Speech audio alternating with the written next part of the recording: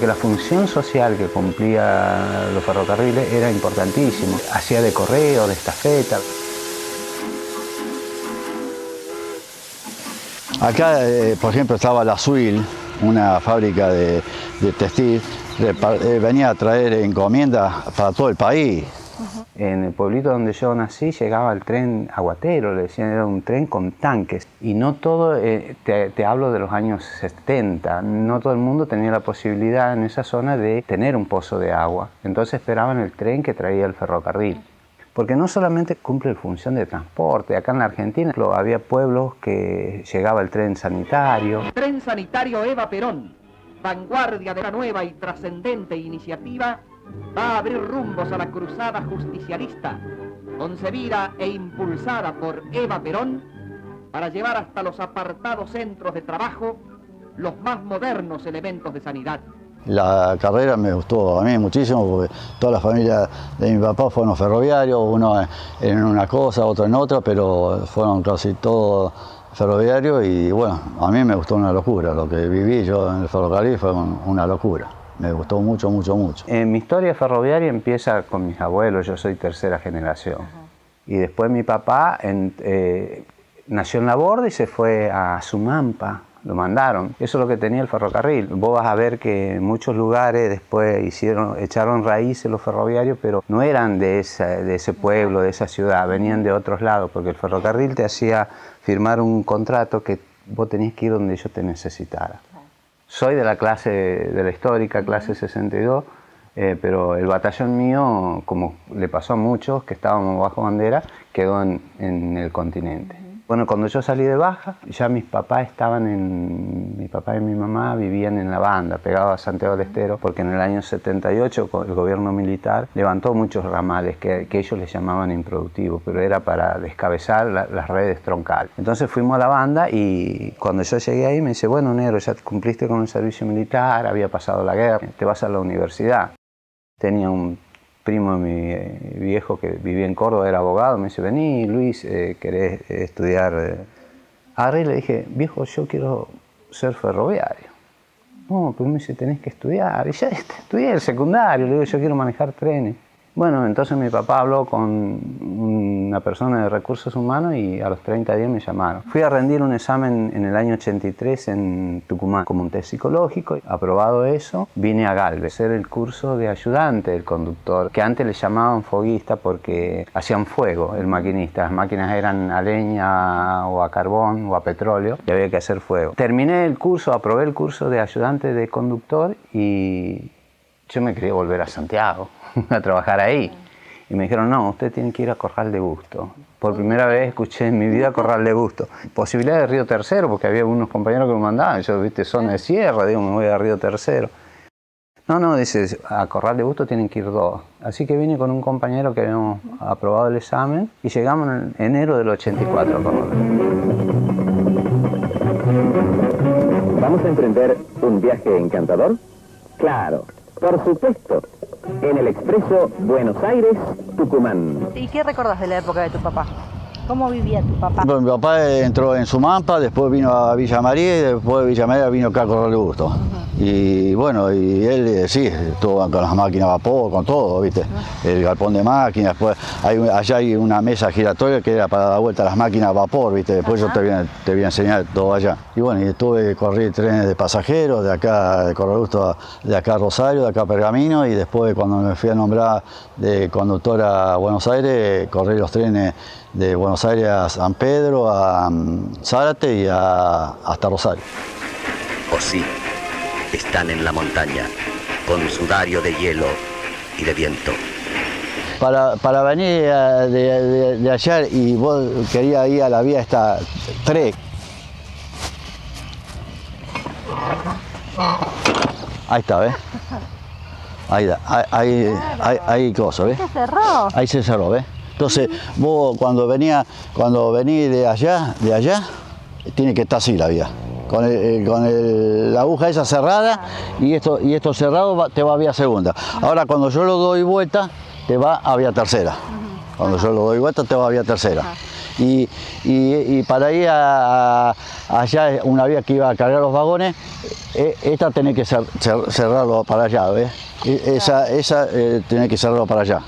Tema, los ferroviarios en la carrera de máquina tenemos una particularidad, que la organización sindical nuestra, la fraternidad, es centenaria. Fue muy combativa y entonces ellos siempre enfrentaron, formaban muy bien a los hombres la organización sindical. Y yo ya enseguida, a mí sobremanera me apasionaba, empecé a participar en el sindicato. Entré como vocal y después pasé como vocal, como secretario de acta y después como presidente, y en el 94 cerré yo el local porque era el único que quedaba, maquinista y presidente del sindicato, y se lo entregué a una comisión de jubilados que vivía Enrique de Nicola, el papá de Pino Molinaro. Hasta el año 92 hubo tráfico de trenes, en el 92 era muy esporádico porque ya estaba en proceso, ya estaba privatizado. A mí no me podían despedir porque yo era el presidente y tenía un fuero gremial. Entonces esperaron que terminara el mandato en enero del 94 y ahí me despidieron.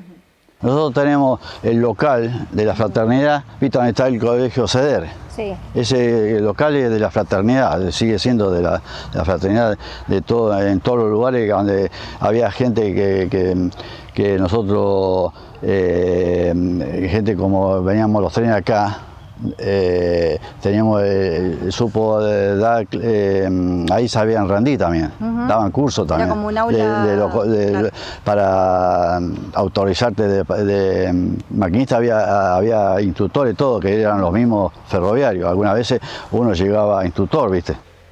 La sesión Corral de Busto de la Fraternidad, la sesión Rosario, Río Cuarto. Generalmente la comisión directiva que tiene la sede en Buenos Aires, con recursos de ellos, compraba esas casas para que tengan la sede cada sesional. La de Corral de Busto tiene la particularidad que fueron los maquinistas de Corral de Busto, con dinero de ellos la compraron, por eso no se la podían vender. Como ellos tenían el título de propiedad, claro, no lo pudieron vender.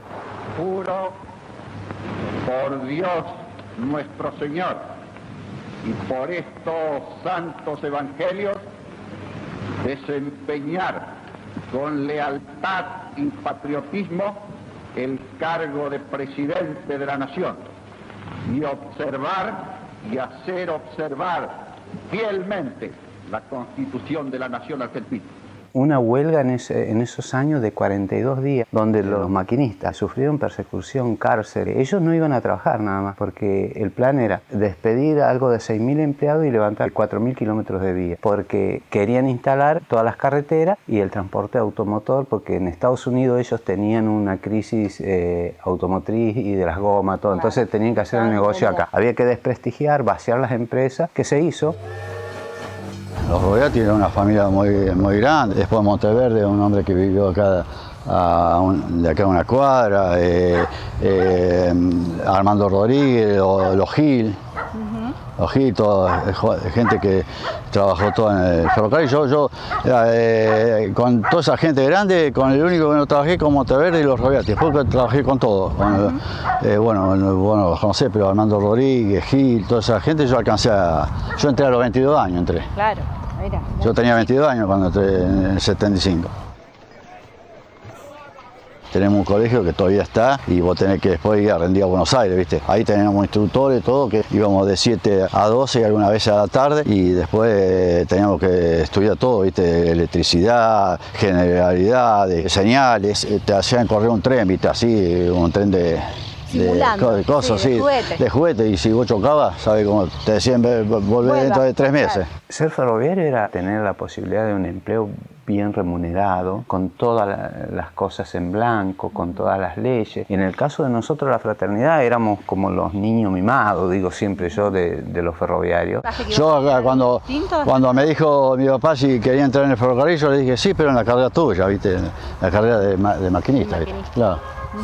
Porque la otra era, por ejemplo, la fraternidad, y la otra era la Unión Ferroviaria. La Unión Ferroviaria era los guardas, los empleados de estación, los cambistas, todo eso, ¿viste? Eso no, a mí no me gustaba, ¿viste? Podremos aceptar capitales privados, nacionales o extranjeros, pero el manejo de ferrocarriles ha de quedar en manos de hombres del Estado Nacional.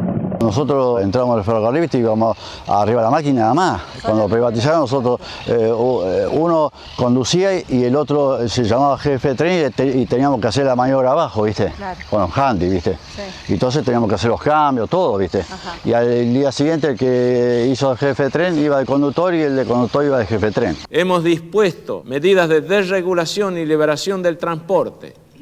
Primero el de carga y luego el de personas, que significarán una baja sensible en su costo. En el 90, cuando Menem anuncia que mete preso a unos maquinistas, a las 10 de la noche hago una asamblea, porque me estaba haciendo la casa, hacía las paredes yo. La fraternidad no paraba la directiva. Entonces salimos a la base, paramos 60 días. 60 días que no cobramos, que nos persiguieron, la empresa, la policía, y privatizaron igual. A los dirigentes sindicales como Pedraza, Menem le dio el ferrocarril Belgrano para que haga cooperativas de trabajo. La Unión Ferroviaria no se opuso a la privatización, la fraternidad tampoco. Fuimos nosotros los de la base, pero éramos clandestinos porque no teníamos el aval de la comisión directiva. En la estación tenía el jefe, tenía después auxiliares, los cambistas. En la época de las máquinas de vapores, en total, acá habrán trabajado 100 personas, a lo mejor más también, ¿viste? Ya me dejé emocionar, porque yo soy ferroviario, de ley, yo lo llevo adentro. Mi abuelita comió del ferrocarril. ¿Cómo te reinsertás con una persona que trabajó 30 años en una actividad y después grande a salir a un mundo salvaje? Porque es la verdad.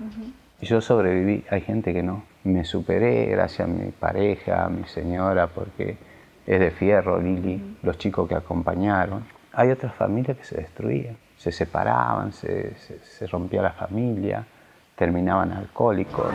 Nuestra primera reunión fue en el elegante restaurante del Rayo de Sol. Que yo viste, lo viví porque mi papá trabajó con el vapor y yo venía acá. Vos no sabés la gente que venía a ver los trenes, todo. Era una cosa de loco. Había un hombre que vendía los diarios, las revistas, todo arriba de los trenes, viste, de pasajeros. La comida, todo. Todo, sándwich, comida. El tren ese que yo te dije a Río Tercero llevaba coche y comedor. Ahora los trenes ya a Río Cuarto y a Pergamino y a Rosario, no, eso no. Había la particularidad, como esto era un ramal secundario, los días viernes a la tarde se clausuraba hasta el día lunes, no había actividad. Y nosotros quedábamos ahí. Los otros ferroviarios eran gente grande y ya se iban con su familia. Y nosotros acá, bueno, nos íbamos, salíamos, todo, pero era una nostalgia, un desarraigo, todo junto. Entonces le dije al otro muchacho, che, tenemos que hacer algo para ver si nos relacionamos con gente de nuestra edad. Entonces empezamos el profesorado de Ciencias Económicas que estaba acá en el ISME. Ahí conocí a mi señora, Lili, y nos casamos. Después dejamos el profesorado. Y yo en primer año, ella en segundo, y tenemos 5 diplomas. Con mi papá hice un solo viaje a Pergamino. ¿Pudiste viajar con tu papá? Sí, un solo viaje a Pergamino. Con el tren de pasajeros salía acá a 12:30 y llegábamos a Pergamino 5 menos cuarto de la tarde. Y pagando en todas las estaciones. ¿Y cómo te acordás de ese primer viaje con tu papá? Mirá, no lo podía creer.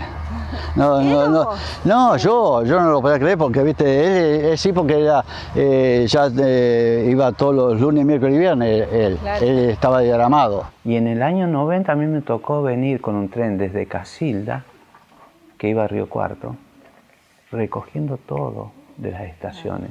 Nosotros veníamos manejando, pero venía personal superior con vagones vacíos y cargaban los telégrafos, eso que vos ves, los teléfonos, los aparatos, eso de bloqueo donde estaban las vías libres que usaban los ingleses. Cuando paramos en Villada, y se lo llamó porque el jefe vivía ahí, ella estaba jubilada, Klaus. Y le dijeron que venía. ¿Cómo lloraba esa persona? Porque le arrancaban todo. Y bueno, y después el tren se empezó a llevar a varios lados. Nosotros después vinimos 2 días acá a los Quilquinchos, con este chico de Fuente que después falleció, el compañero mío. Y después, bueno, empezaron a llevar a Carlota, lo habían llevado a otros lados, ¿viste? En el 2001, para el centenario de Corral de Busto, vino el tren de pasajeros, que íbamos hasta Chañar. Yo a los chicos míos los llevé en la locomotora, como todo maquinista. Y dice, sí, Pino, ¿y si hacemos los trámites para traer el tren para el Centenario? Sí, le digo, ¿cómo no va a venir? ¿Tuvimos en Ucacha? ¿Cómo no van a venir? Claro. Y bueno, fuimos a hablar a la empresa, sí, y lo trajimos nosotros un miércoles con Fuentes, nos fueron a esperar un montón acá al Paso Nivel y estuvimos hasta el domingo acá. Claro. Hasta el domingo íbamos de acá a Isla Verde y de acá a Chañar. Los chicos, la gente grande enloquecida. Enloquecida, viste, los chicos que no habían visto nunca el tren, nada, viste. No.